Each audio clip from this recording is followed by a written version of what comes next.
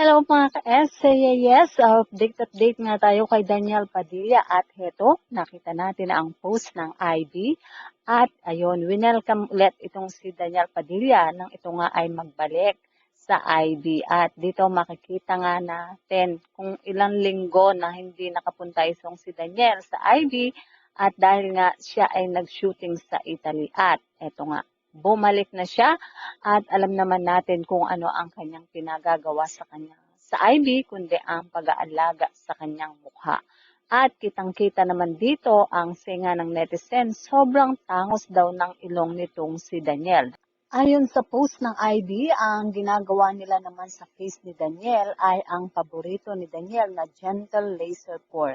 Ito daw ay nakakatulong para sa ma-refine ang kanyang complexion at maging maayos ang form nito sa mukha. At habang ginagawa nga yan, makikita yung ngiti ni Daniel na tila kinukwentuhan siya ng staff. At dito nga lalo mong makikita yung talagang napakatangos ng ilong nitong si Daniel Padilla. At ayun nga, kitang-kita naman na fresh ulit si Daniel after ng treatment. At dito makikita pa rin sa video kung gaano nga siya makipagbiruan sa staff.